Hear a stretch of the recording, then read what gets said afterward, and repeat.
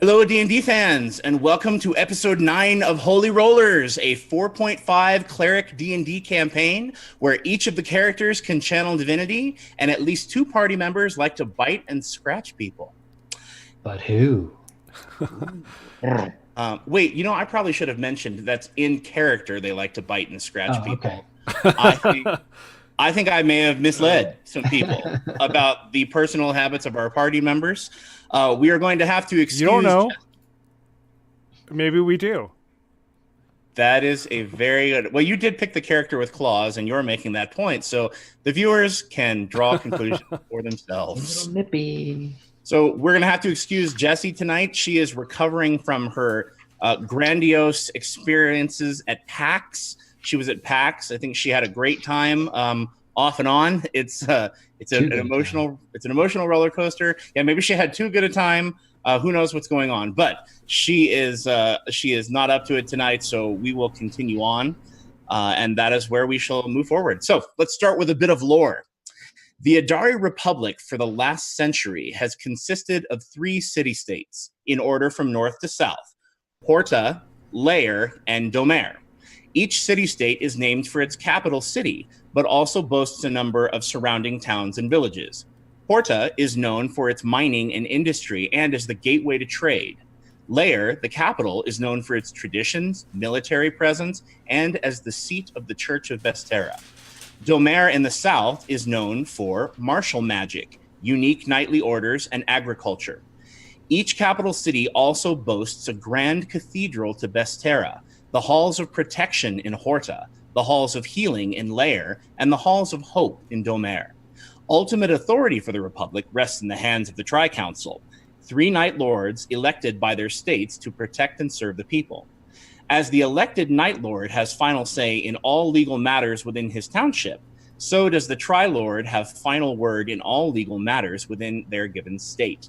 However, a Knight Lord's judgment can be challenged by the ranking priest of Vestera within the town, and the Tri-Lord's judgment can be challenged by the ranking priest within the cathedral.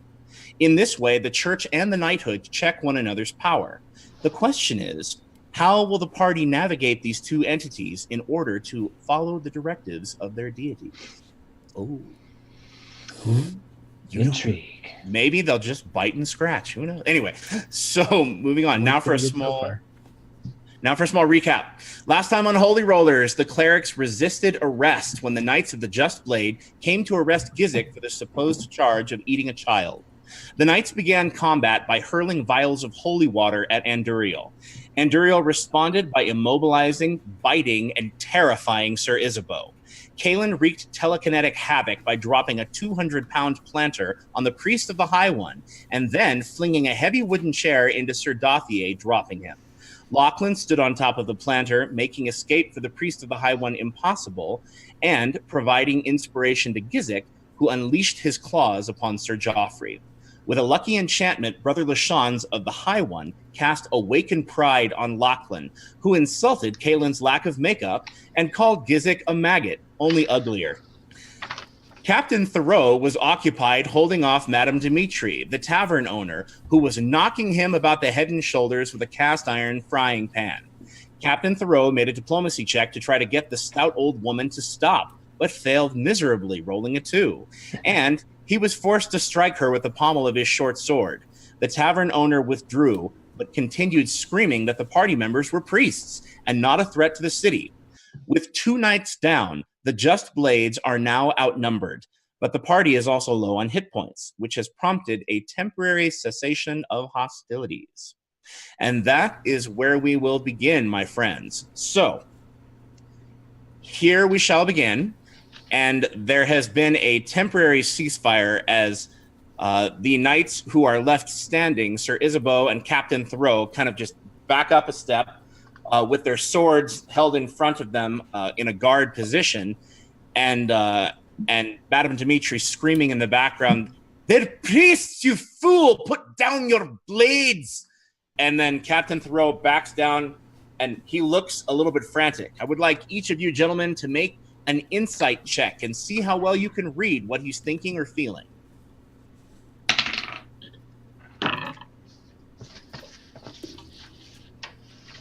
23. Ooh. Everyone else. I'll pretend I didn't roll. I got a 19. Okay. Got a 6. So with a 6, Gizik, you are looking at them and you're not quite sure if they mean it. So it wouldn't be really wise of you to, I don't know, drop your claws or the staff that you carry. And That was with a Duriel, +5 too. So yes, and unfortunately, that is not a success. Sometimes she rolls good, sometimes she doesn't. Sometimes the dice turn against you. Yep. And Duriel, with your 19, you are picking up that Sir Isabeau is terrified, but she is willing to fight to the death. And you realize that if you push her or scare her, she's probably going to spring. Now, looking at the captain, you get the idea that the captain is a little bit more open. He is also scared, willing to fight to the death, but you pick up that he is weighing his options, Enduriel. Okay. Lachlan, with a 23, you pick up a little bit more. You can tell that Captain Thoreau is primarily concerned about the fallen knights and Sir Isabeau. You're looking at him just a little bit more carefully, and he seems to be glancing. He's keeping his eyes on his opponents, but glancing down at the fallen knights with a sense of urgency. You think that might be an opening to get him to possibly listen. Who has fallen? We have fallen on the map. Sir Dothier was dropped, and give me 1 second here. Sir Dothier has been dropped, and the priest is trapped under the planter. Oh, right. And that is what's happened to him. And Sir Dothier has been dropped as well. And Sir Joffrey has been dropped. So yeah, Sir Joffrey, Sir Dothier. Yes, and Captain Thoreau is up. Isabeau is up, although she's across the other side of the tavern common room. She's right next to me. Engaged with Anduriel. And then the priest, Brother Lachance, is trapped underneath the 200-pound planter, with Kalen kneeling by his side, growling at him, stabbing at him, and afflicting him with all kinds of psychic wounds. Okay. I want to say, Captain, before your men slip closer to death, will you let me aid them, and we can talk about this peaceably? He looks down and he looks at his men and he looks back up at you and he says, "Oh, so now you're going to aid us, are you?" And he holds his sword a little bit tighter. Make a diplomacy check, please. That's 25. That's a 25. Okay. All right. He's all, well, he looks at you and you can tell he's waffling back and forth. He's like, well, we'll do it quickly. Can you heal them? Are you priests? I mean, I think you're priests. I've got another majestic word. I'll use it on Sir Dothier. Okay. So you use a majestic word on Sir Dothier, and he comes up to a sitting position, and I think it would be safe to say that Kalen will kind of run over to the other knight who is down, Sir Joffrey, and she will administer a heal check to him and bring him up. So even if anyone failed their death saves on this round, you are able to bring them back. Now, that is what Captain Thoreau says. Sir Isabeau looks at Anduriel and looks back at the captain as you both go to tend the wounds of their fallen comrades. And she points the sword at Anduriel. She points it at you as you come near Sir Joffrey, who dropped near her. And she said, "Captain, are you crazy? They're just going to try to kill us." And she's like, "We should finish them off." Anduriel lowers his kukri and says, "Enough of this, foolish girl. I serve Naylock. Death doesn't need to be visited here tonight, but it will be if you don't lower your sword." Anduriel, are you trying to intimidate her, or are you trying to... Okay, Anduriel, make an intimidate check, please. Let's see. Trained in it. 21 with my bonus. Okay. You scare her, and for a minute, she thinks for a minute, she thinks you're going to try to kill her, and you see this frightened panic look in her eyes. And then apparently she rethinks it, and she actually forces herself to take a deep breath, and she backs up with her sword pointed at you and backs up next to Captain Thoreau. I sheathe my sword, and I say, and I take a as non-threatening step towards the captain and say, Captain, you have to recognize that you came in here under false pretenses with misinformation about my companions, and did not give us a chance to even understand the charges before attempting to arrest us, and in the company of someone whose comrades have already attacked us as we were traveling on the road to help your knights. All right, you say that, and Brother Lachance interrupts you. He cuts you off if you're about to continue, and he says, "Pay no attention to these ridiculous heathens. Clearly they know not the will of the gods, or they wouldn't be in here flouting their religions." He says, "Of course they're going to lie." And he is going to make a diplomacy check also. Unfortunately, his diplomacy check is a 4. So the captain says, "Brother Lachance, we are grateful for your presence here and that you accompanied us, but I don't know that this is worth the life of 2 of my knights." And Brother Lachance just growls and says, "Get this planter off of me." He says, I want to interrupt Brother Lachance in his mind, just telepathically, and say,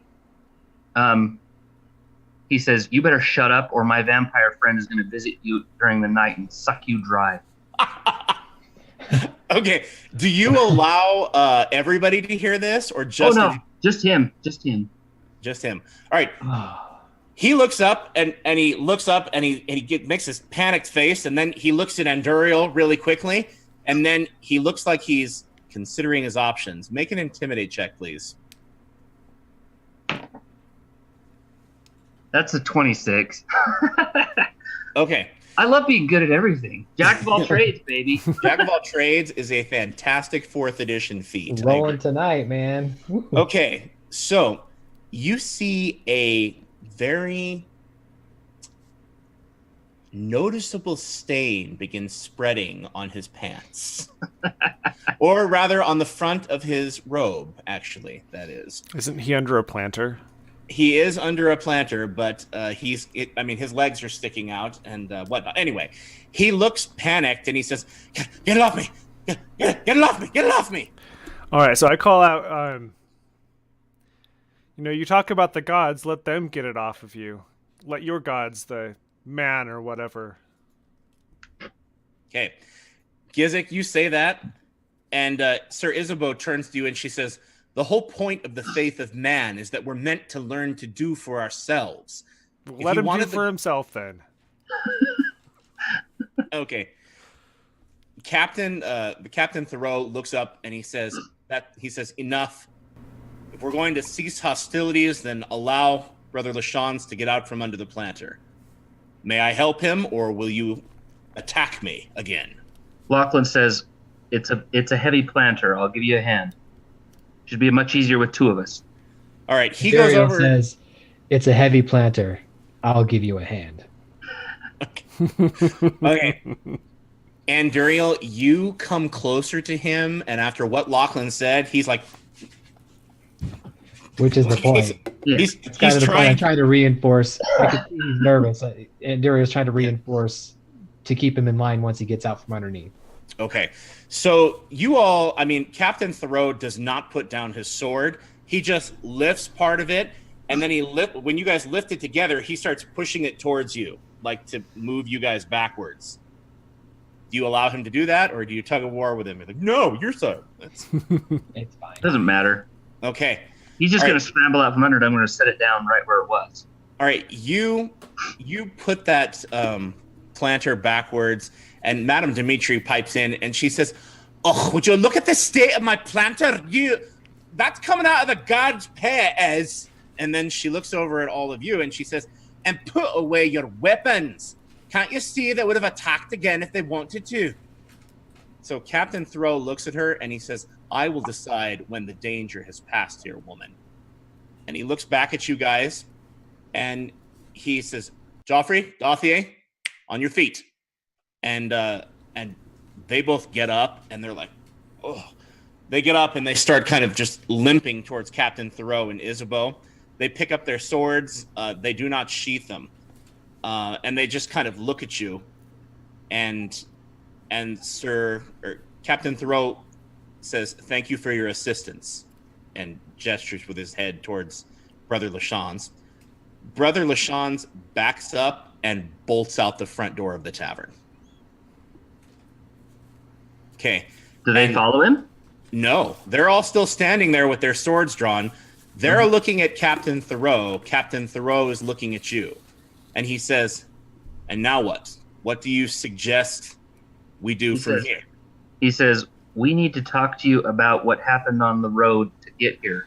Will you let me buy you a drink and we have a conversation? Okay. All right. You say, will you let me buy him a drink? And Madame Dimitri goes, I'm not serving him. Not after the mess they made in here. Frightened all my customers. Ruby! Damn fool girl. Where? And you frightened away the serving girls? Good hostess.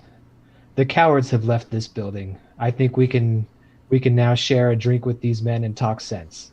Okay, Anduriel, you say that, and she looks at you like she just realized you're here, and she stumbles backwards a little bit, like. And then Sir Isabeau, whom you bit, looks over at you, and she says, I just bet you'd like another drink. And she says, Captain, we should just throw the holy water on that one. She says, if you want to barter with a bard or negotiate, that's fine, but he's a vampire. And then Sir Dauthier, I mean, everybody's just kind of like, it's hard to get past that.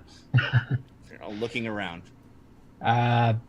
Anduriel doesn't take offense. He's heard worse. He just says, foolish girl, if I wanted another taste of your blood rank with fear, I would have taken it by now. Let's sit and share a drink of mead and talk about what's really going on here. Okay, you say that, and Sir Joffrey looks over at you. You dropped Sir Joffrey the first time. Gizik dropped him the second. And he looks at you, and he goes, can you even drink other things? Lachlan interrupts and says, Captain, are we going to talk about what's more important or the proclivities of my companion? Okay. He says he can't help what he is, but we can change what we can do about what's happened here. Okay, Isabeau jumps out and she says, no, he can't change what he is, but he can let us put him out of his misery. Okay, and she spits on the floor, and Captain Thoreau goes, Isabeau, stand down. You do yourself discredit. All of you. We will not behave like cretins. And he says, step back, sheathe your swords. And they all look at him like, in vampire, ogre. and they just kind of look at both of them, and they sheathe their swords reluctantly. Obviously, they're used to following orders, but Sir Joffrey waxes his curly black mustache, and he's like, is the ogre going to put his claws away? Okay. No. And Captain Thoreau says, what was that, Sir Joffrey? He says, nothing, sir. Just following your orders. Is Isabeau's a woman, right? Yeah. Is she the only woman? She's the only woman, yes. Okay, I wanna go step near her, whatever table's closest to her, and pull a chair out for her. Okay. Like, have a seat. She looks at you, still with her hand to her neck, and looks at Anduriel, and she goes, I'm fine standing. Thank you. Suit yourself. Anduriel goes over and sits in the seat. She takes a noticeable step backward, and all of the knights are kind of a foot away. Resting their hands on their swords, looking trigger happy, Captain Thoreau, who seems a little bit more seasoned, who certainly looks a little bit more older, is a little bit more older. I'm an English teacher. Woo, okay. Hymns look mo Odin at. Okay, so anyway, Captain Thoreau looks a little more seasoned. He's definitely older. He seems a little bit calmer, and he says, "I believe you're priests. I saw the powers you called on. I heard you call out to your gods." And then Kaylin actually scoots over, and looks like she's nursing a headache. And you assume that perhaps maybe she's expended a little bit too much psionic energy. And she sits down at that same table next to Anduriel, and she looks like she's just about to fall asleep. So that's where she is. She's obviously not going to be useful to you during the negotiation. Having expended too much psionic energy, she is just about unconscious. All right, so the captain says, "All I can promise you is that we'll let you go for now, but I cannot promise you that we will not return with more forces in order to take you into custody. Perhaps you have something to tell me that I'm not aware of, you priests. What are priests of other gods even doing in this town?" We need to tell him everything about Hollydale. Hollydale was a priest of the faith of man had killed the local priest of Bestera, and then tried to convince the townfolk to destroy and tear down the chapel. We went in and found that it had been desecrated. Bestera's temple had been desecrated. We reconsecrated it and needed to report here to let the town know here that their priest had been killed. And en route, we found a squad of your knights that had been ambushed by redcaps in league with the faith of man. And one that, what's the lady's name? Which lady? The lady who blew the horn. The lady who blew the horn In the fight with the redcaps. Oh, you're talking about Mrs. Waterford. Mrs. Waterford, yeah. Yes. Miss Waffle Fries. Yes, Yeah. Mrs. Waffleford. Mrs. Waffle Fries, yes. One Mrs. Waterford and led who was in league with the redcaps, led this false attack to try to win the approval of the knight by supposedly coming in and saving the day from villains that she herself was in league with. We managed to put down the redcaps and have come here to finish our report. All right, everybody make a perception check, please. I want to see how observant you're being during this conversation. 18. 10. 30? 10. 30. Oh, very nice. Did you roll a natural 20?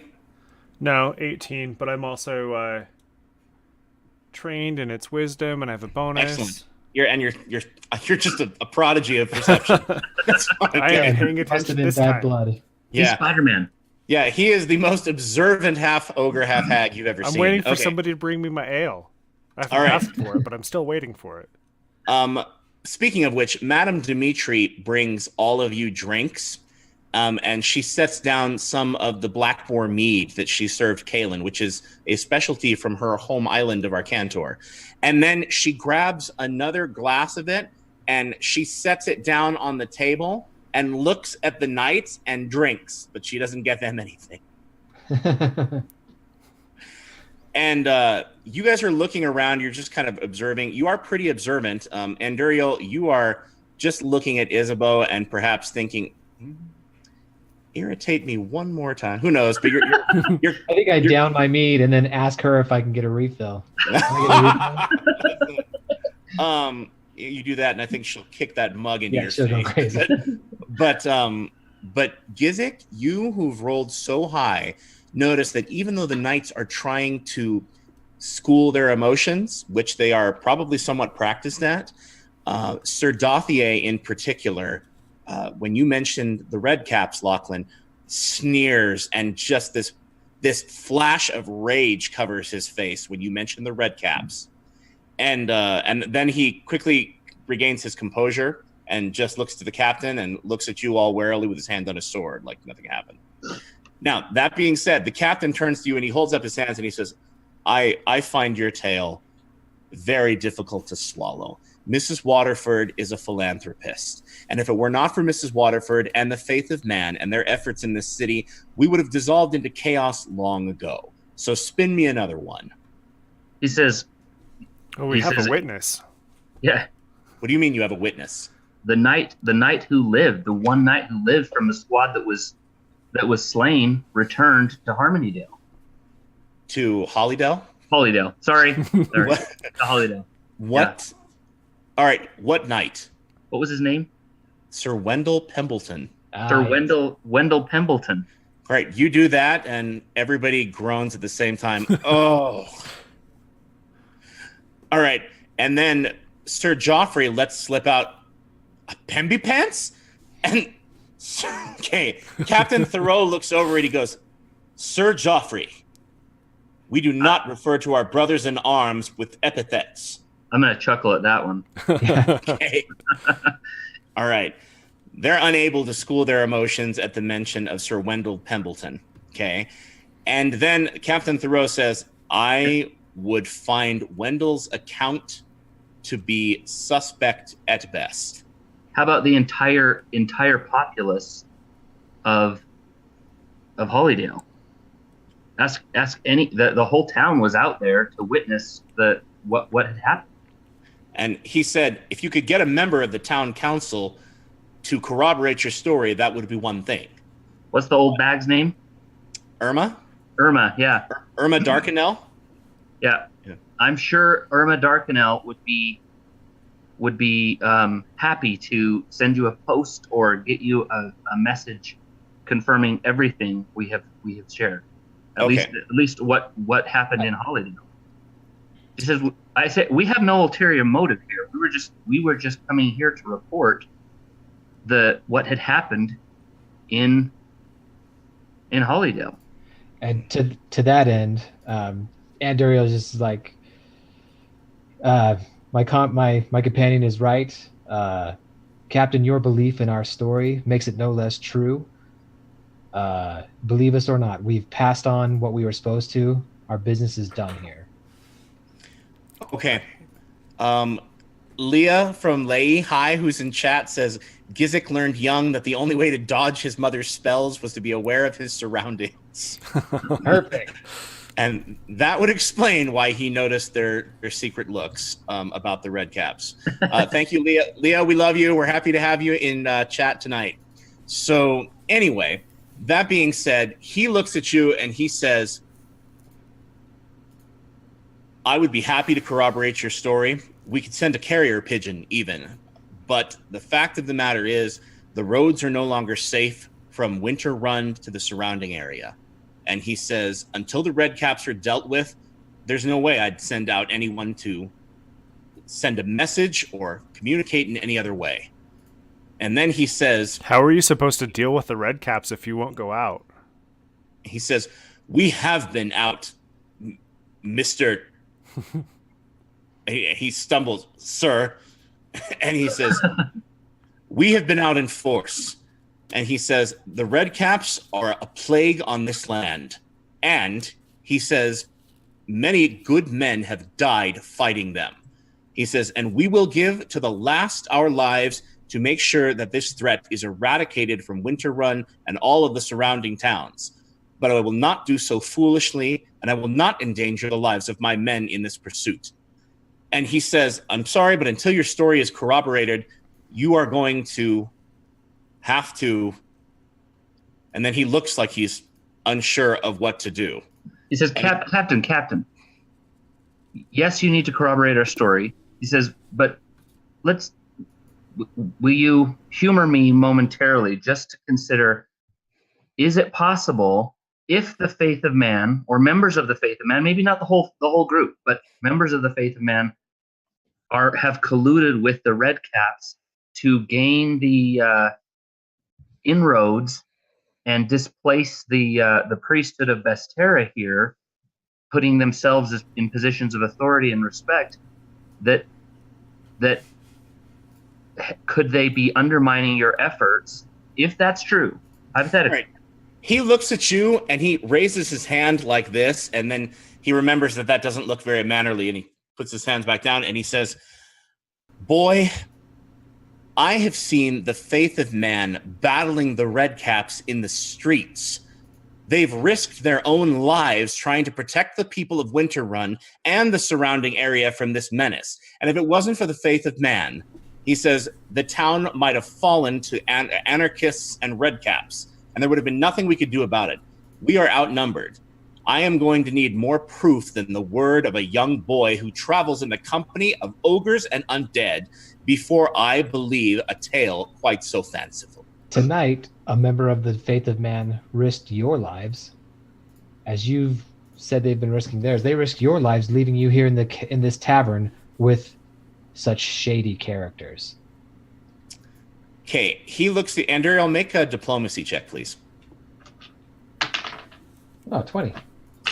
A natural 20? Natural 20. Ooh, very good. All right, he looks at you and he goes,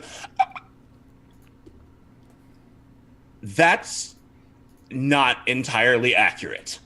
Have any members of the Faith of Man died as a result of the Redcap attacks, or is it just the citizens of your fair city? All right, he looks up and he goes, I don't know. I haven't kept a death toll. I don't think any of them died in the battle that I fought, but they healed me. They healed me, and they watched as I cut down the redcaps. And he looks up at you and he says, if they were in league with the redcaps, you think the redcaps would allow themselves to have been cut down in the streets and killed if they were in league with them? He says, what you say makes no sense. Why would the redcaps be willing to do that? What do the redcaps want? All right. He says, we are going to take our leave of you now. Good. He says, priests. He says, I'm going to recommend that you head back to Winterrun, or excuse me, he says, head back to Hollydell and perhaps find a witness to corroborate your story. He says, until that time, I can't promise you what will happen if we meet again in the streets under different circumstances. I thank you for the lives of my men. I'm afraid that's where we're going to have to leave it. Good day. And then he starts backing up. He says, what if we were to help you with the redcaps? Okay, you say that. Sir Dothier, Sir Isabeau, and Sir Joffrey all look up at the captain. And Madame Dimitri pipes in and she says, oh no, it's the smartest thing anybody's said in this whole mess all night. He says, you saw what they did. They beat you all like pups. All right, which causes a number of the knights to bristle. All right. And he says, I think my men held our own tonight. Good day. And they exit. Walking backwards, they exit the inn. I want to say to Sir Dothier, Sir Dothier, good show. And if you change your mind on needing the help of 4 priests in dealing with redcaps, you know where to find us. All right. I will not make you make an insight check. You realize as they go walking out that your words have had a very serious effect on them. You were very diplomatic in several instances, and you can tell you've rattled what they thought the status quo was. So should you meet them again, you might find it would be a different circumstance. But you can also tell that they feel kind of constrained to leave it this much, as in there was nothing more that they could offer you. And they all go backing out. So that is the most that they'll give you, but you may have gained an ally. Who's to say? We'll see later on. So they go walking out. Kaylin is still in the chair, walking, rubbing her head. And at one point, she just kind of nods off and falls asleep. And then she wakes up and she says, "I'm awake. I'm awake." And then she's back down. And Madame Dimitri goes, "Oh, the poor dear." And she says, "I have a bed where she can sleep." And I have a room downstairs where I could hide her. I didn't think I could hide all 4 of you, but I can take care of this wee lass. And she just kind of offers to take care. And then she looks up at you, at all of you, and she says, "Oh, but there's so much you don't know." And she says, "If you really come to help, I can tell you what's going on in the city, but I don't know where you'll want to start." Let's have it. Yeah, well, Anduriel kind of looks over at Caleb, is like, I think the first thing we need to do, this one is useless to us as is. Can we put her in a place where she can rest, and then we can talk of these things? Can you put her in her cell? Put her in her spot, whatever you humans do. Yes, put her in her corner, her cage. No, Okay. Can we put her in a place where she can rest while we discuss these things? Okay. All right. So Madame Dimitri, very motherly, takes Kaylin and she takes her upstairs, sets her down in a comfortable room, and while the 3 of you... Sorry, while they're gone, I just wanted to talk to these two and be like, Lachlan, in future, please don't promise our aid to idiots without consulting the rest of us. He says, I was just trying to make it so that they won't come back and arrest us in an hour. I know what you were trying to do, boy. We can fight him again.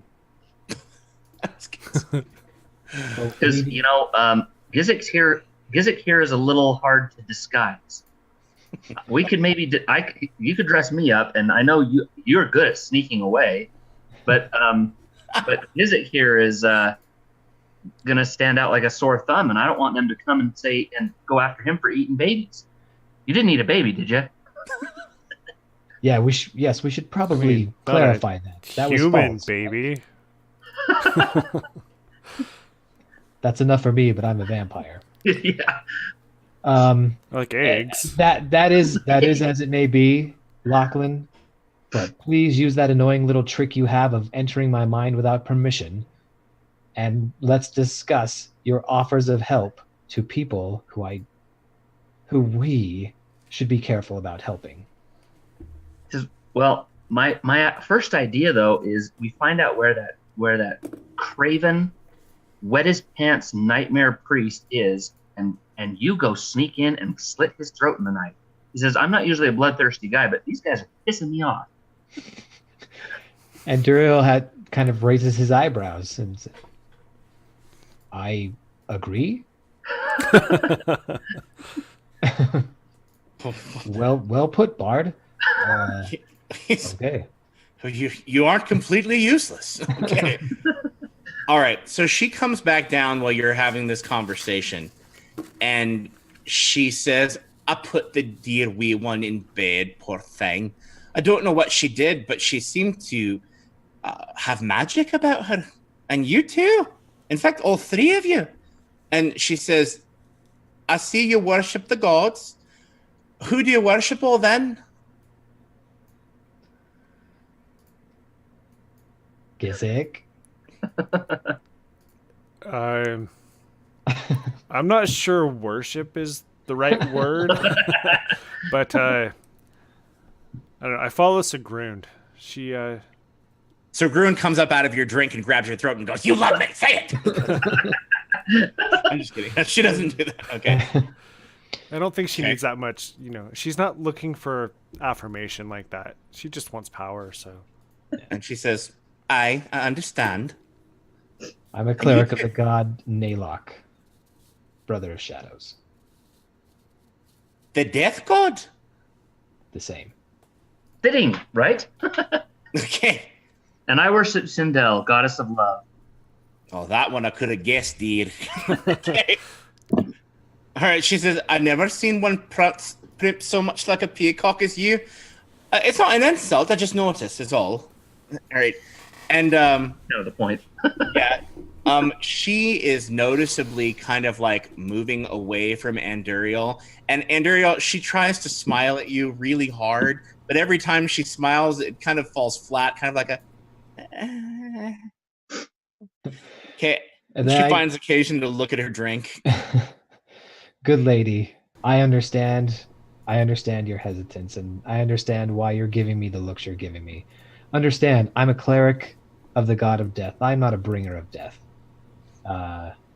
Death is misunderstood. I'm not here to hurt you. I'm not here to hurt anyone.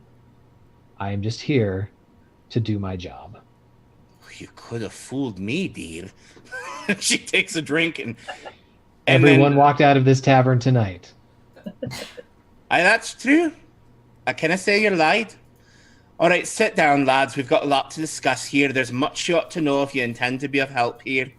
And she sits down at the table.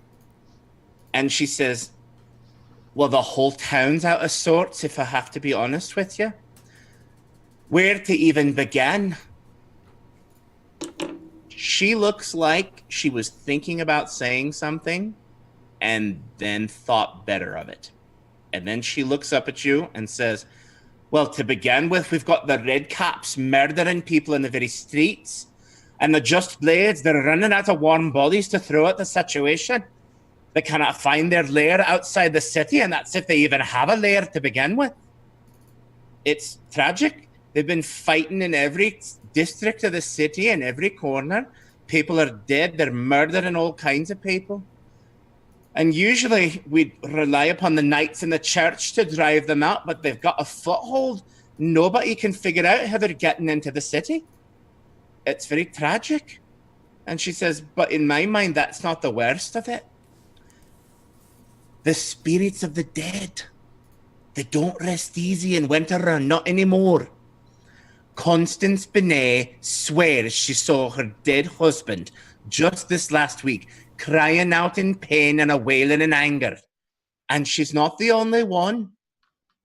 And she says, heaven forbid my William come back. I'll slap him upside the head if he gives me a fright. And she makes the sign of the shield. And she said, and that with Hope Master on, never mind, the Night Lord. What were you going to say? Hope Master what?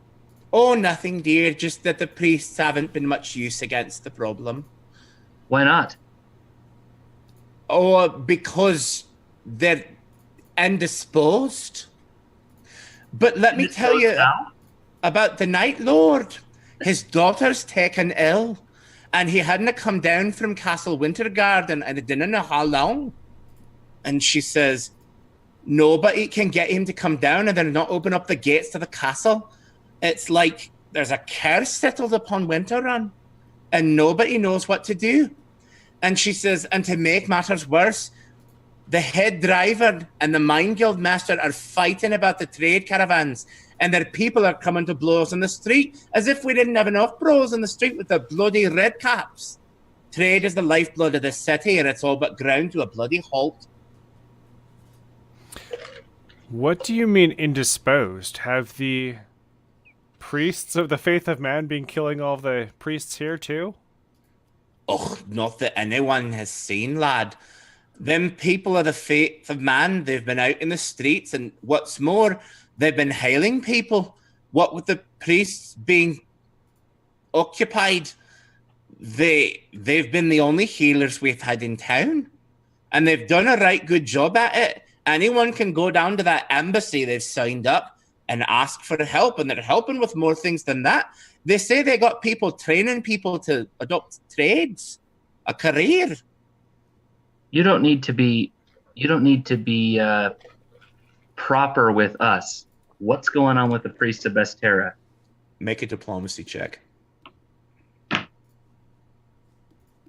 26. Dang, Ryan's on fire. Yeah. 17 plus 9. Yeah, well, yeah. All right, so she flushes a... I mean, it's hard to tell a woman with that ruddy of a complexion when she flushes, but she gets a flush noticeably in her cheeks. And she says, ugh, it's not proper to speak of it, but, well, I suppose you're all priests and whatnot, but Hope Master Andante, he's been taken into custody. She says, well, it was quite an ugly thing. he was discovered stealing from the poor box and taking all the donations and trying to escape out of town with them.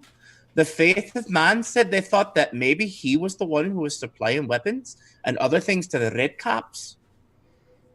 Total setup. And she says, oh, you're not the only one who thinks so. But there's no proof. He was caught red-handed. He was in a wagon. Who caught him? Faith of Man? I dinna ken. I dinna ken who caught him. That's strange. But he was caught red-handed and by more than one person. And he had the poor box and more besides. And what's making it worse, he had a lady friend with him. I'm sure Lachlan is just shocked. That is worse. Are Best-Terran priests celibate? No, they're not celibate. Oh. Yeah, you wouldn't. Oh, good. You know enough about Dang it. This is gonna be a dry spell in this town. That's not. I think we've identified the problems with this town. I know how to fix this. Okay. Okay. She says, "Oh, it wasn't just that she was a lass. She was a young girl. It was quite the scandal. Stealing from his own church, stealing from the Miners' Guild, and walking away with the guildmaster's wee daughter. She can have more than 14 or 15 years on her, or 16, I don't know, but she was certainly too young and running away with her. And they say he may have taken advantage of her. Where are they keeping him? I dinna ken.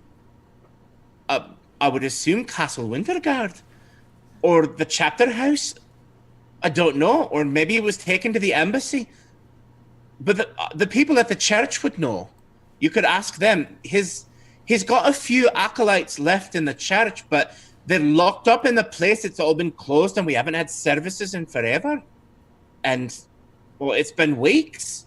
He says, and I don't blame him. The people have become right hostile to those poor wee acolytes. Most of them are pretty young, and one of them's one of the wee folk. Poor dear. Can you tell me when the trouble with the unrest amongst the dead started? Well, let's see. Nigh on Couple of weeks. 3 weeks. At about 3 weeks, I'd wager. About the time the Faith of Man started to assert themselves? Oh, no, the Faith of Man arrived a few months ago. Okay. I see where you're heading, lad. And just so you know, you're not the only one who's made that guess. But I cannot say as I've seen them do anything but charitable acts. They've been good for the city. They're not going to let you see what they're doing, but you should have seen the state of the church in Hollydale, what they had done, how badly they had desecrated it, and what they did to their priest. And the undead and demons they had in there. Yeah. Undead and demons? Filthy undead. That's the Faith of Man for you. Okay.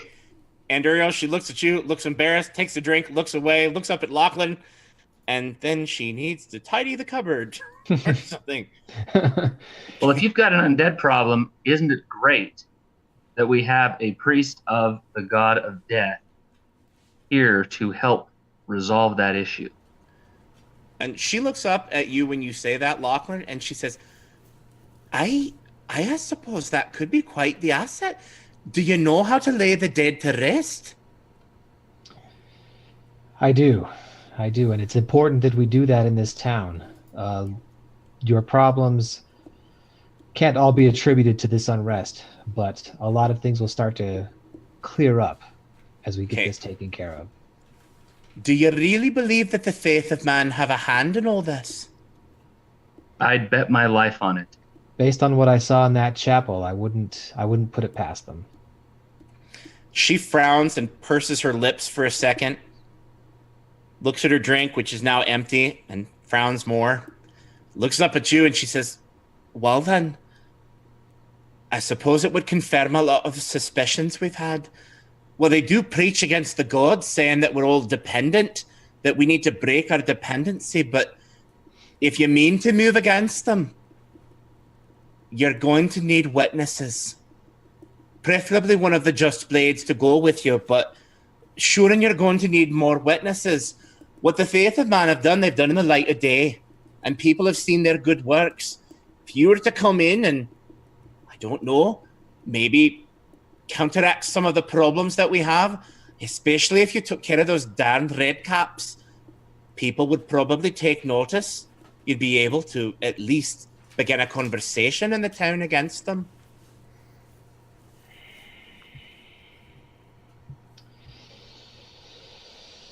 How we're supposed to report to the Night Lord, and if the castle's all closed up, how do we make sure he gets word of our report? Okay. She says, I dinna ken. I know that you can't get in the castle. They've locked it up tight ever since the Night Lord's daughter went sick. The poor wee lamb. She's What a if- beautiful...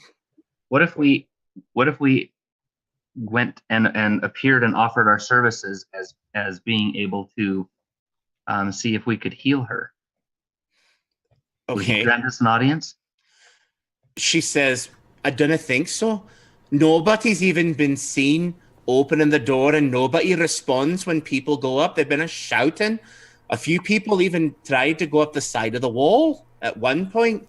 I think they got arrows for their trouble. I didn't think that's the wisest route to go, lad. Perhaps if we manage this red cap problem, they'd be more, what's the word? Receptive. More incentivized to see us. Well, I can tell you this much.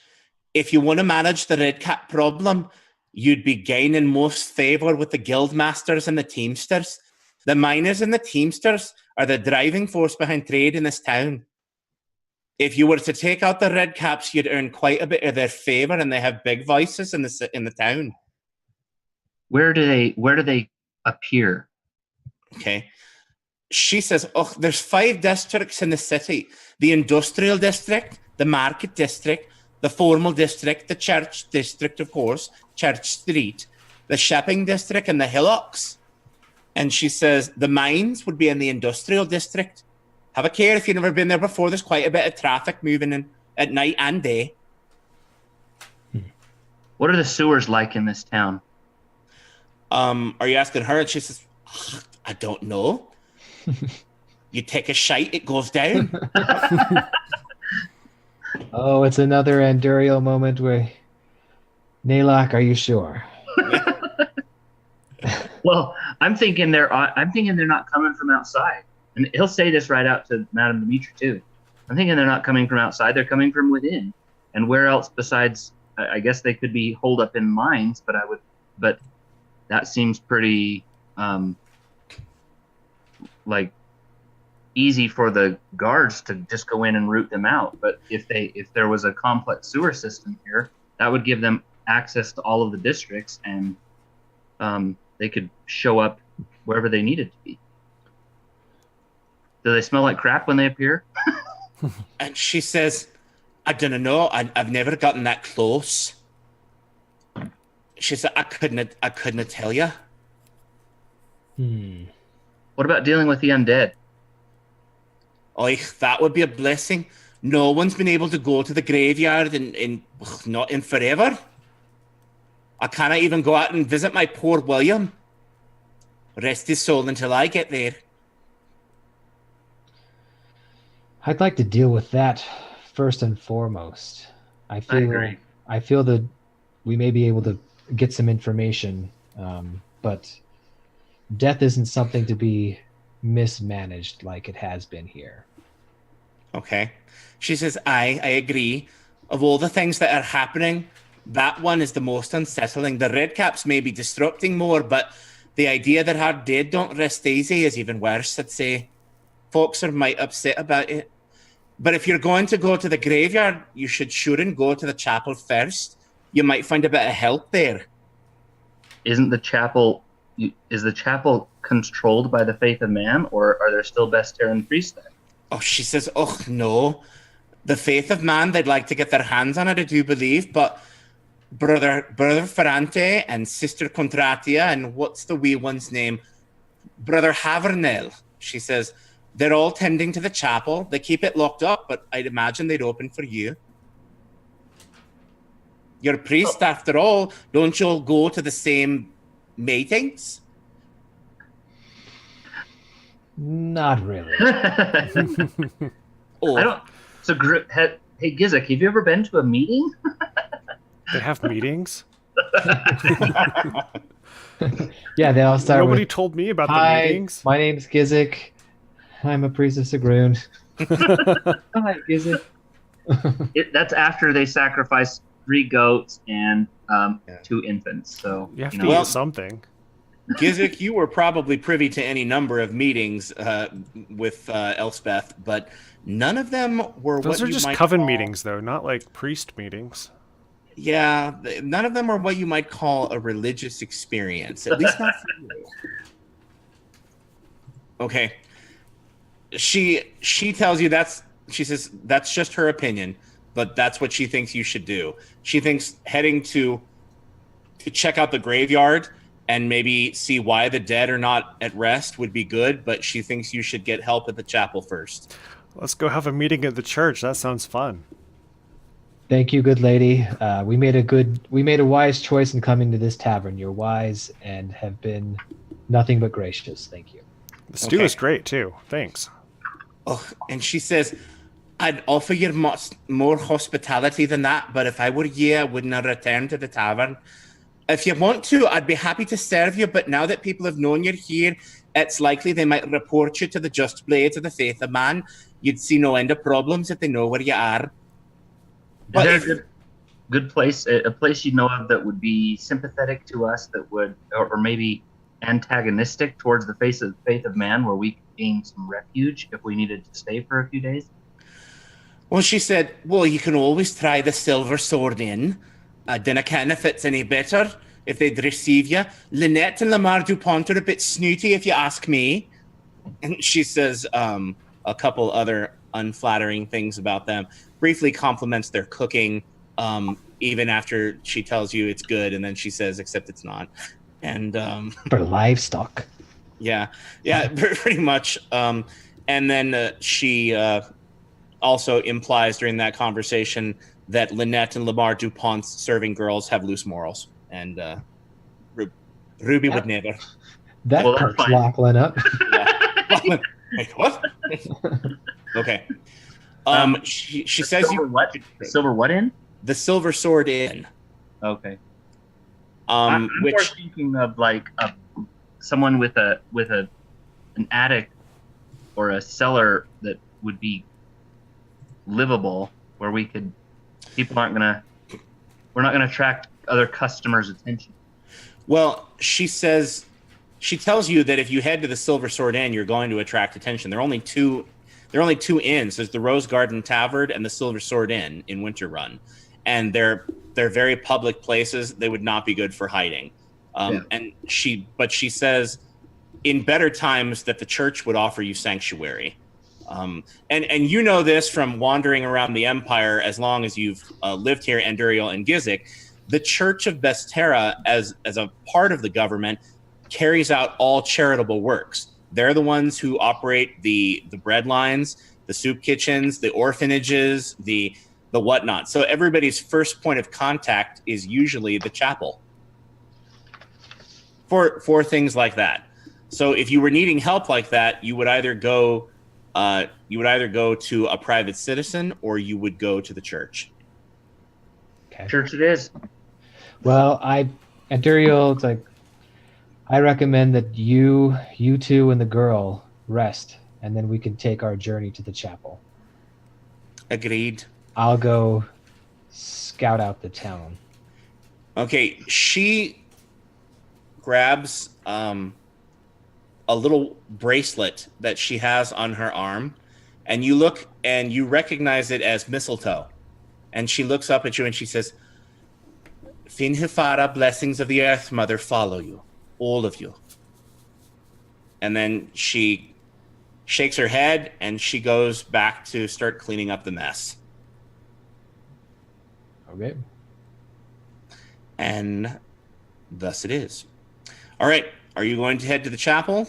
Or are you going to head to the graveyard? Are you going to head to Castle Winterguard? Are you going to head to the industrial district? Are you going to the bathroom? Are you going to... Vampires don't use the restroom. Huh. Just kidding. We probably do. I think like the graveyard by way of the chapel is kind of the. Would you gentlemen say is the way we're gonna head? It might take us a while to get to the graveyard, but I think the chapel would be a good place to offer assistance and seek refuge. I'm wondering if I know it wouldn't be a traditional streetwise thing for Enduriel to go out and like ask questions and meet people, but maybe hide in shadows and listen for snippets of conversations to see if there are if there's any information that would let us know where the faith of man is holed up, and see if we can find that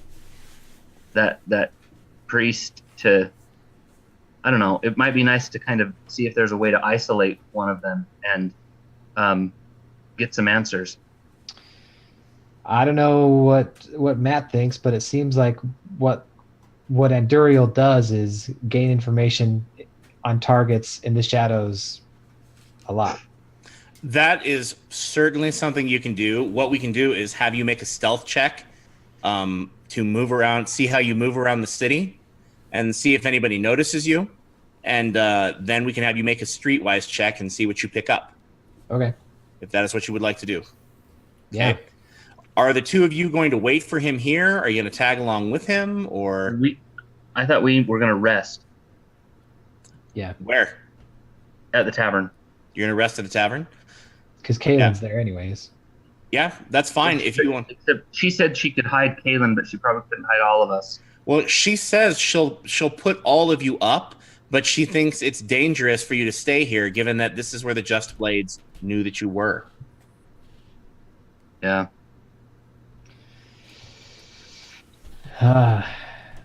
Maybe we move.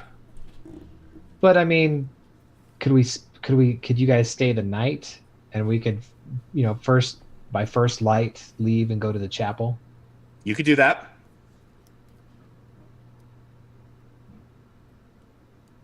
Yeah, let's. I mean, it might be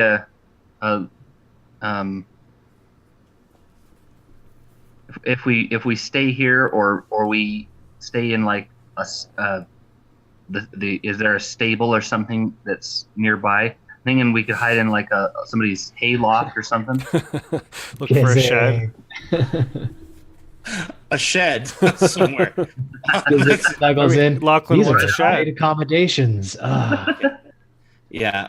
You can if you want to hide somewhere and rest within the city, you can find a place to hide. We'll just have you make some checks to do it. Yeah, that's probably best if you guys hide, and then I can go do my shadow stuff. Yeah. I'm just thinking of hiding in some hayloft or some warehouse that's, not locked down like a, drum or whatever and get in. Well, Madame Dimitri has a place where you can hide in the back if you want. She has a small barn where she keeps some of the livestock that she uses. She's got a cow and some goats, a few chickens. I just haven't had time to seduce anybody to try to, get a better bed. So they call me the vampire. Yeah, it's not. And they say you prey on young women. So I haven't been able to steal anybody's life force today. So yeah. So yeah, you're more than capable of doing that. Okay. All right, gentlemen. So if you're going to wait around, Anduriel, I would like you to make a stealth check. Let's do this. Let's have you roll 5 1d20s.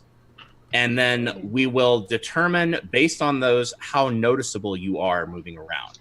So just take all your 1d20s and roll them all at once if you like. I need to go to my spare pouch and grab the. There we go. Yeah, I got a spare pouch too. Came after eating one too many Hostess snack cakes. Thanksgiving will do that to you. Yeah, more than one Thanksgiving will do that to you. Okay, I've got a 2, a 17, a 10, and a 19. And what's this one? 16. Okay. So, Anduriel, you move surreptitiously, or at least you try to. A couple of times while you're moving surreptitiously, you're like, "Don't see me." And like, I hold my hand up. You can't see me because I can't see you. somebody sees you, Anduriel, and quickly you run and you stand behind a flagpole. I'm so good at this. I'm so good at this. So nobody really bothers you as you move about, but you know that a few people have seen you and they gave you funny looks, like, why is he upside down on that horse cart? Like, things like that. So now I would like you to make a Streetwise check. I do not believe you are trained in Streetwise. So what you're going to need to do is add half your level, which is just 1, and your charisma modifier, if you have charisma modifier. I do, +2. Okay. So it'll be +3 to whatever on the die 20, right? Yep. So that is 15, 16, 18. 18. Okay. What is it that you are listening for in particular, or are you just kind of listening to see what the rumors are? Well, I think we wanted to isolate where somebody from the faith of man, right, Lachlan? We were talking about somebody from the faith of man who we could maybe kidnap or single out, or kind of press. Where are they information. Yeah, we're trying to find out where they're at. Okay, what you find out with your checks, with that check, which is a pretty decent check, what you find out is that the Faith of Man has an embassy within the city, and people refer to the embassy several times throughout conversations, and you find out that the Faith of Man has their embassy in the formal district. That is also where the theater is, where there's some uptown clothing shops. The formal district is kind of like where people go dressed up for special occasions. And the Faith of Man has an embassy there. And so people are frequently referring to people going to the embassy for help, people going to the embassy for job training, people going for the embassy just to find out what the Faith of Man believes. You also find out that you hear a couple of names. People praise Mrs. Waterford and her charitable work through the city. You hear Epistivus's name several times. You hear that people think that he is a handsome elf. They find him to be exotic, but they also make comments that he's cold. It doesn't seem very warm, and they think that his coldness somewhat negates his attractiveness, I guess. So you find that out. You find out also that there is some woman who is frequently seen in the company of Epistivus and Mrs. Waterford, who is an adult that looks like she's dressed like a child. She carries a doll around with her, and she wears like makeup, and they think that she's touched in the head. You hear a couple people talking about her, and they say they've seen her have violent episodes. But Mrs. Waterford always seems to be able to calm her down. You also find out that people come and go. The Faith of Man has a lot of townspeople who regularly attend meetings and who have, signed up with the Faith of Man, so to speak. They don't have any kind of formal, entrance or initiation. Everybody's welcome to claim to be part of the Faith of Man. So you would just need to find perhaps a townsperson who was part of the Faith of Man or who worked in that office. Sounds like a lot of people work there in the embassy. Or not a lot, but certainly a growing number of townspeople work there. Is all the leadership housed in the embassy, or are there like leaders, maybe mid-level manager type leaders who live off-site, or is everybody, all the leadership pretty much there? Well, all of the leadership are not from Winter Run. The leadership of the Faith of Man come from other places in the Republic. And yes, they are all in the embassy. That's where they're all living. Okay. Burn it down. Burn it down around them. Down around their ears. That's how clerics do. Okay. Sounds fun. I'm not sure if the Just Blades would like that much. We might be lynched too, but Well, we don't get caught. Duh. It's Okay. it's that little girl playing with matches. That's we Yeah, that's who did it. yeah. Okay, well, I guess I get the information and go back to the barn and Okay. Relay it to these fine gentlemen here, and I suggest we keep with the original plan, is to figure out how to address the problem with the dead, and then we can find a way into the embassy and address that problem. The other thing with timing is I'm going to suggest that we head out like an hour or two before dawn to avoid lots of people on the streets. Suits me. Okay. Alrighty, so let's jump ahead a little bit, gentlemen. We have about a half an hour left here. So we the party head to the Chapel of Bestera, which is in the Church Street? It's on Church Street, which is kind of a thin stretch of the town that kind of is along the wall of the town, I guess you could say. And it kind of stretches halfway across the town, but it's a district all its own. You actually have to go down some stairs to get to Church Street. But you make your way down there, and you get to the temple early in the morning, and you see that there are people kind of gathering on the outside of the temple. And they look nervous.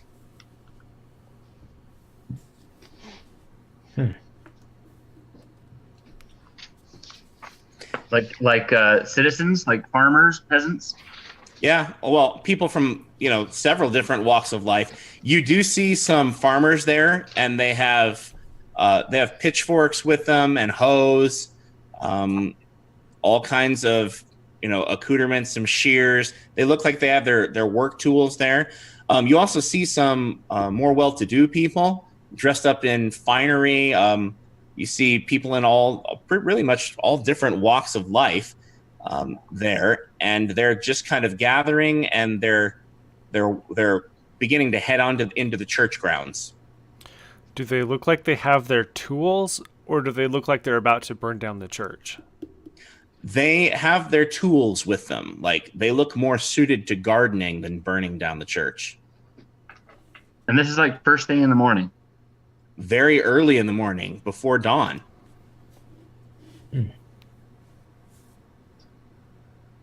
We should try and follow them in, see what's going on. Yeah. You want to follow the crowd in? Yeah. Ask the most I guess innocent or naive looking person, how can we help? I ask an old lady if I can carry her tools in for her. Okay. So you ask an old lady if you can carry her tools in, and she looks up at you and she goes, I can do them for... oh. and she looks up at you and she says, well, sure. And she hands you a broom. And she I offer my arm and take her broom. Okay. Well, I'm sure I can manage, but thank you. Okay. She grabs your arm and you kind of walk in, and you move into the church, and we are now, if you would like to open up in the map section, my friends, we are now in the churchyard map. let me give you an idea of what you're looking at here in the churchyard, especially to those who will be watching since they don't have the map in front of them. Is it this one? That is the one. Yes, you can hold that bad boy up here. So yeah, that is the map of the churchyard here. So what you can see, these are kind of furrows right here in the dirt. Maybe they would have been vegetable patches. And then these right here are statues that you see. The ones that have swords on them are of Vestaran saints who are holding their weapons. Would like everybody to make a knowledge religion check to see if you can identify who the people are in the statues. Oh, I'm trained in that. Sweet. 5. 23. 23. Okay. I got a 15. 15. JT? Well, I was all excited because I'm trained in that, and I got a 5. Okay. All right. So, well, you're trained in your own religion. Apparently, the day that they were teaching Vestaran saints, you nodded off, or you threw the book at your teacher. Who knows what happened? You failed that test. Anyway, you recognize with a 23 the saints of the Vestaran Church, of which there are many, but these are the 7 marchers. When Vestara supposedly walked in her avatar form through the Adari Republic, healing the people and the land from the Shattering Era, when she did that, she had 7 followers who followed with her that became her disciples. And chief and foremost among them was Mother Anomalia. Mother Anomalia was the head of the church and the first High Lady Protector of the Church of Vestara. And she had 7 followers. She was one of the 7, the head of the 7 who followed. They're called the Marchers. So these are all the people in statue form who supposedly walked with the goddess Vestara as she walked all across and marched, that's why they call them Marchers, the country and nation, healing the land and healing people of their ills. So they're pretty fancy. Some of the statues have seen better days. The statue of Mother Anomalia is in the center, and the statues to the side, they're kind of prickly. You walk past them and you're thinking, oh, geez, I wouldn't want to bump into one of these, because you've got a saint with a sword, sticking out like this, and you're like, oh, don't let the kids near that one. And anyway, and then the furrows that you see are kind of puddles where maybe crops at one point were planted. It is not uncommon to see gardens growing in the churchyards of Vestaran temples and chapels. But they're wet. It's been raining. There's been a storm, and they are kind of sticky wicket. And then there are 2 fountains on either side of the main door with water in them, but the water looks kind of dirty, like they haven't been tended. So anyway, these people are kind of moving into the center. Where would you like to position yourselves? Did the person I asked give me any indication of what they're here for? Who did you ask? Who do you want to ask? Someone Just someone who looks, someone who looks. I don't want someone who looks confrontational. I want to look someone who looks kind of nice and just say, "What? Can we help?" So the most unassuming person that you see is kind of a small boy. He can't be more than maybe 10 years old or so, and he's trailing after his father, who's carrying a pitchfork, and he doesn't seem like he really is comfortable being there, and he's looking around kind of like, what are you people doing? So you want to talk to him? Yeah. Okay. His father's not paying attention. So you look up at him and he goes, "Oh, oi, good day. Good morning, sir." Says, "Hey, what brings you all?" He says, "Well, my dad says that we're here because it's the right thing to do." And what is the right thing to do? Be here. What are all the tools for? I don't know. I think we're here to work, aren't we? I mean, I've done service in the churchyard before. I guess that's what we're here for. I don't know. I think. What did your dad say? I don't know. Something about we're gonna go take care of the chapel. That was all he said. He told me to grab my walking stick and come with him. And the oil. He said I had to bring the oil, but I forgot it. He says, but I'm not the only one who brought some, so maybe my dad won't notice. I gotta go, sir. He's gonna get real irritated if he looks back and I'm not following him. I want to telepathically share with the party that the kid mentioned them that they brought oil. I can't imagine them having oil if they're not here to try to burn something. All right. I knew it. I knew it. So many peasants with pitchforks. Did we bring Kalen with us? Okay. So just as you say this, an arrow flies past over everybody's head and it thuds into the front doors of the chapel. And as this arrow strikes, it makes a incredibly loud noise. And you're looking and going, wow, that arrow should not have made such a resounding thud. And you suspect that perhaps there was some kind of an enchantment on it. And it makes a huge thud. And then you look and the crowd kind of parts a little bit.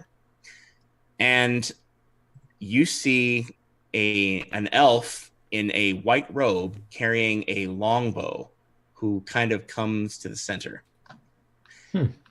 And he speaks up in a very loud voice, and he says, "Come out, priest. The will of the people cannot be forestalled forever. The good people of Winterrun are only asking that you recognize the will of the gods you claim to serve. By remaining in your sanctuary, you are inviting the gods to stay for one purpose, and that is to punish mortal kind for their dependency. We need neither the gods to work wonders, nor do they wish to remain. I myself can heal, as all the faith of man can. Hear the words of this man, Landon Mortier, whose daughter I used the power within me to heal." And he puts his hand firmly on the shoulder of a middle-aged looking farmer. And this guy, Landon, steps forward. He looks a little nervous, but he also looks very steadfast and determined. He said, "It's true. My daughter fell from a wagon and broke her leg. It was infected, mind you. And the faith of man healed her, good as new. Why, if it wasn't for Master Epistovus, she'd have died of the fever alone. While you priests cowered in your chapel. Turn the chapel over to the people. What's making a difference in this town?" Yeah. Okay, and there's shouts of affirmation. Everybody's kind of like getting a little riled up here. And then the front door of the chapel opens. And it opens, and you can't quite see anybody coming out of it. And then you look down, and you think you see a little kid or something who's stepped out of the chapel, and the door closes behind him, and you hear a thud like a lock has been put in place. And you finally catch sight of a little halfling. And he says, "Oh, good people, this isn't the way to make amends. The gods bid us look after one another. They can no more solve all of our problems for us than we could do for our own children. Just because a father lets his son fall doesn't mean he doesn't want him to learn to walk, does it? Falling is part of learning to walk. What say we all have some pie and see how we can't help one another through these dark times?" Hear, hear. Okay. I'm going to shout out. Hear, hear. Do you shout that out? Oh, yeah. Okay. You shout that out, and another one of the villagers who is wearing kind of farmer clothes and carrying a hoe, he goes, "Well, I do like pie." It's like, Epistovus says, "Listen to his excuses. If he will not vacate the chapel according to the will of the people, then we shall be forced to burn it out. Good people, carry forth the work you came to do and bring down this temple of lies." Okay. People begin lighting torches. No. And the halfling speaks up in a somewhat calm and quiet voice and looks at the ground, and he says, "If you desecrate this holy ground, I will be forced to bring Yandala's curse upon you." And he seems so sad when he says it, and he just plants his staff in the ground, and then people start lighting their torches, and all hell seems like it's about to break loose. Perfect.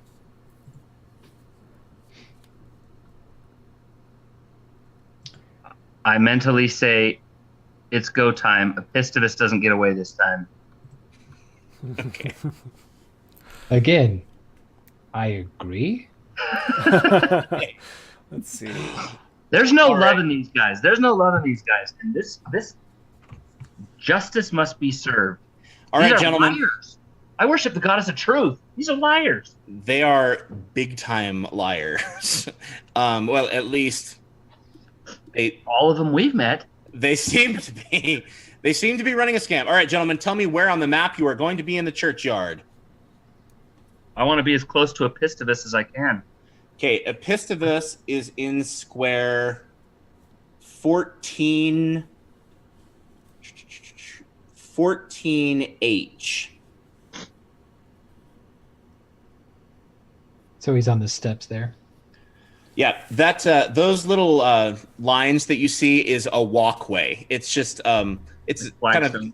it's just flagstones more or less, and it's very sturdy ground, and that's where Epistovus stands.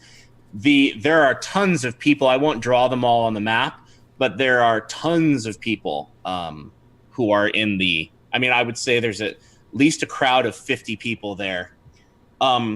Lachlan, somebody grabs your arm, and you look over, and there's what looks to be kind of like a, have you seen Swiss Miss on the cover of the hot chocolate boxes? Yeah. Okay, it looks like Swiss Miss. I mean, you think in a minute you think she's going to ask you to carry her rucksack, but she looks at you. She's got dirt on her, but she's wearing a white apron and a very pretty blue skirt, and she's got kind of a white bonnet that's meant to keep her hair back, but she's got hair, like blonde hair, like dripping, like dirty.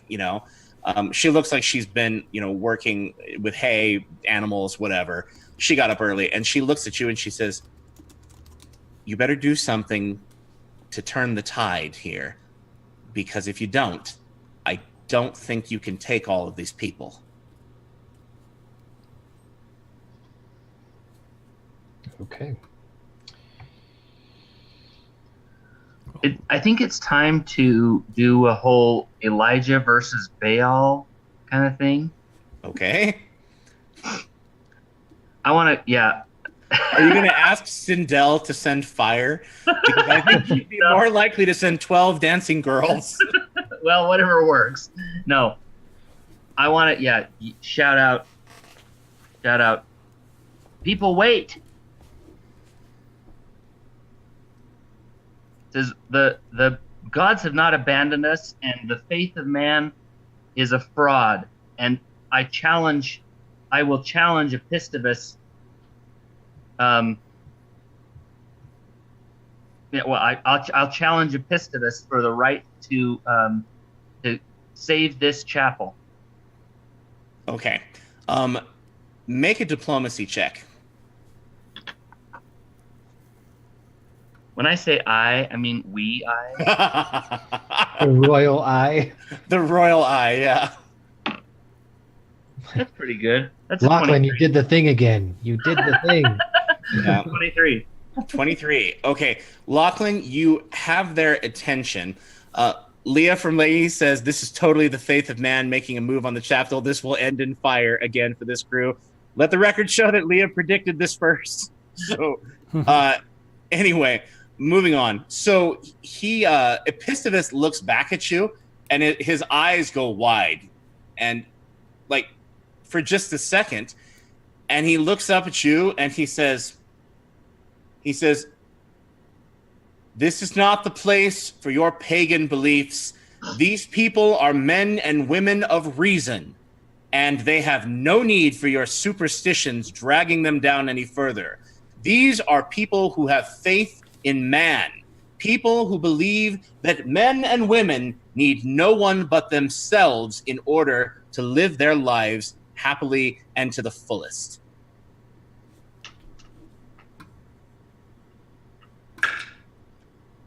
He seems to be very persuasive. Dang it. Say, what is diminished in our lives by worshiping the gods? They take nothing. They want nothing of us other than our love. It says, and yet it gives us joy to worship them. Because you would deprive these people of the joy that they have felt their whole lives worshiping the goddess Vestera? Why would you do that? Make a diplomacy check. That's a 24. Okay. You say that, and one of the men goes, I do like the hymns. I feel right and proper singing the hymns in chapel. We don't sing in the faith of man, do we? And a bunch of people kind of nod like, oh, yes, we do like the hymns. The hymns are particularly nice on Sunday. Like, so they... Let's sing one. Okay. Epistovus says, good people, the songs that these priests will sing you are nothing but lies. And he says, the song of their lives have stretched through this republic long enough. Didn't we agree together that we were ready to move on, to move past? Are you trying to say that they're not good enough to think for themselves, that they have to have some priest or god tell them what to think? Are you calling these good people here stupid? He is less persuasive on this round. He says, absolutely not. But wisdom and intelligence would dictate that are based on their own experiences. And I'm going to look at that same guy who said we like the hymns. Say, how has Vestera blessed your life? Okay. Witness. Okay.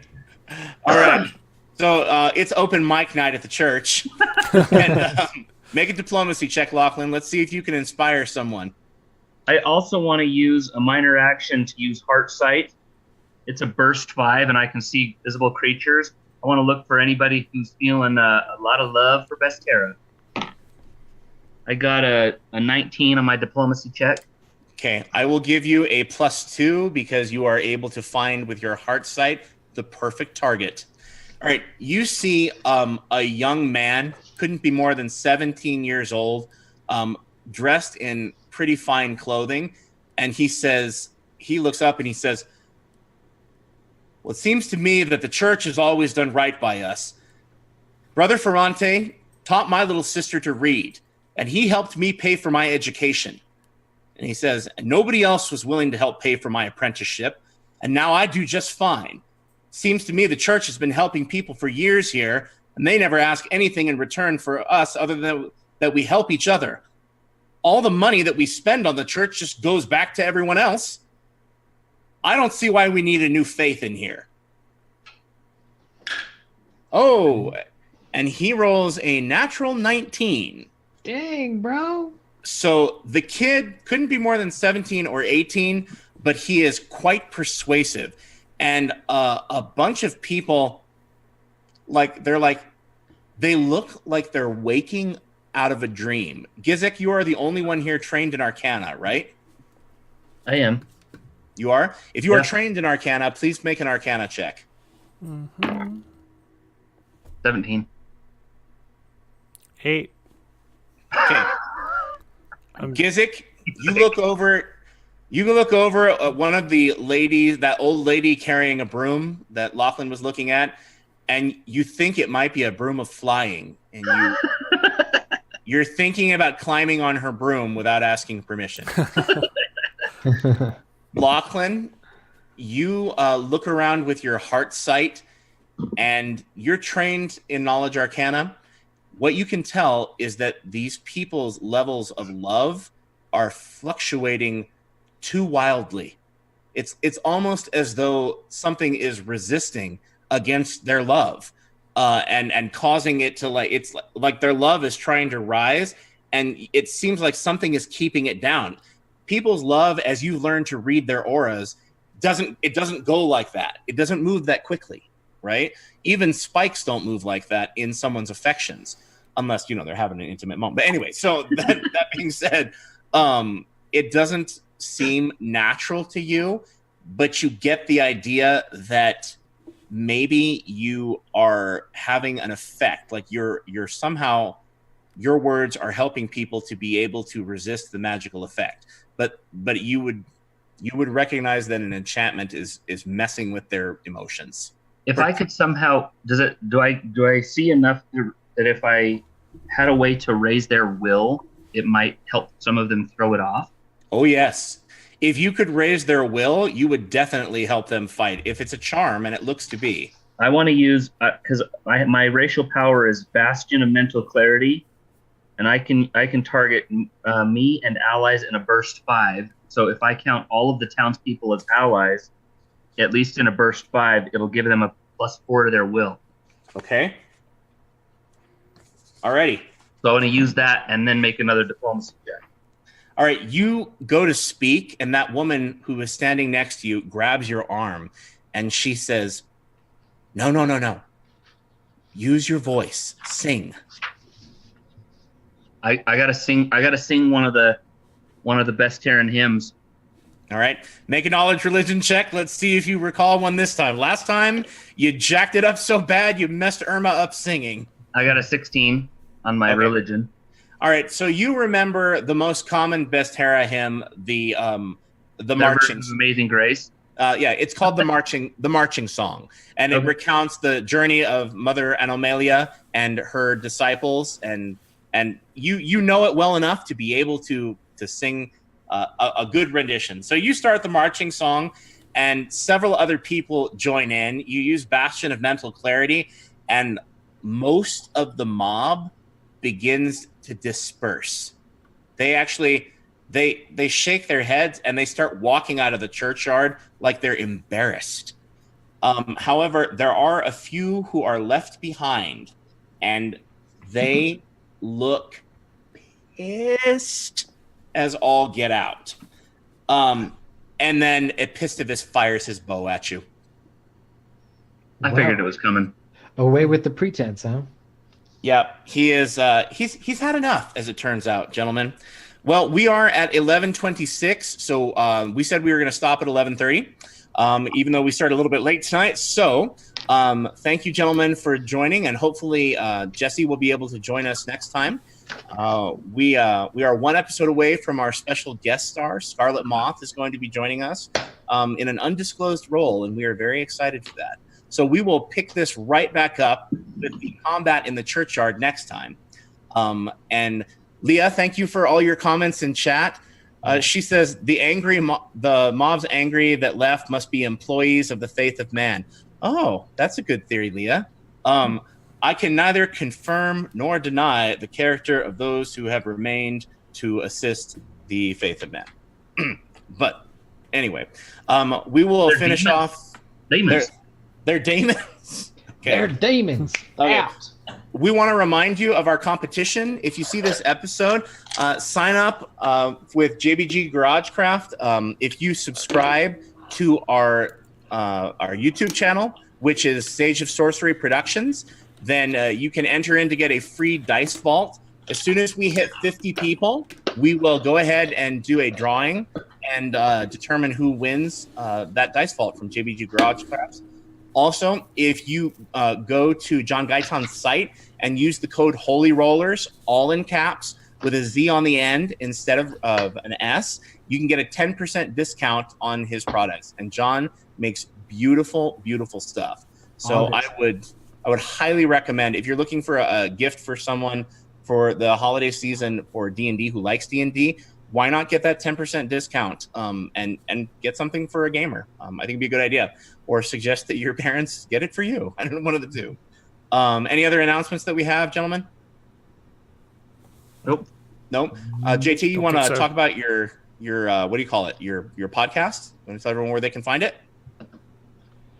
Yeah, you can search for me on Facebook and Twitter. It's called Fan Made with JT. It's a podcast, talks about sports, but fandom in general. I have an episode where I talk with Matt about D&D. There's a Disney episode, kind of centric around different themes, but it's for all kinds of fandoms. So check it out. New episodes coming soon. Yeah, and it has a Facebook page too, just like Holy Rollerz does. So you can find Fan Made on Facebook. And the Disney episode is very cool. I would give that a listen. If you're a Disney fan, give it a listen because it's money. So, Lots of good tips and tricks. Yeah, Fan Made with JT. okay. Ryan has our consider this moment for the evening. So take it away, Ryan. I didn't know I had it this evening. Okay. Well, I'm sorry. Ryan doesn't read his text messages, and so that is okay. I am actually prepared. And so if you give me just 1 second, I will jump back into our Consider This to share an inspirational thought. Consider this. Read the texts from your DM. That's which is not a bad Consider This. So for those of you who don't know, if you're unfamiliar, we are really big fans of C.S. Lewis, both in the LDS Church and also I think here just amongst the five of us. I love the Chronicles of Narnia. I love the work that he does. And I would love to share one of the quotes. We talked a little bit last week about, and the week before that, Jesse talked a little bit about taking small steps and about how valuable it was moving forward to do that. C.S. Lewis said something that I find really feeds into that. He said, each day we are becoming a creature of splendid glory or one of unthinkable horror. And on the surface, that sounds like a really dramatic statement to make. But the reality is that with every decision that we make, we are choosing who we want to be. I found that with my personal health, that's been a really big one for me, that every day I have to choose, am I going to get on the treadmill? Am I going to lift weights? Am I going to work on my physicality? And you do that a number of days. And as JT has said to me, trust the process and you become stronger, you become healthier. And the same thing applies for kindness, for trying to change people's perception of you. Sometimes you might find that you don't like a certain characteristic. And the way that you change it is not by wishing to be different, but by making different small decisions every day. And eventually those small decisions lead to you becoming a creature of splendid glory or one of unthinkable horror. And that's the way anything develops is step by step. So take that and just think about it if you'd like to. Anybody want to pipe in anything else? I think it's great that even if you're on the horrible creature path, it's not a given, right? There's always there's no reason to ever stop trying and ever stop putting in the little things because you'll find yourself back to where you want to be if you just keep trying. And if you don't know where to start, then just pray. Yeah, I would agree. Yep. And frequently I don't know what the first step is. And I'm like, well, I don't know where to start. And that's a good way to find out. Go someone who's smarter. Anything else? Okay. All right. Thank you very much. Those of you who tuned in for watching, for those of you who watch on YouTube, we love you too. Thank you for watching Holy Rollerz. And we will see you next week. Bye-bye. Bye.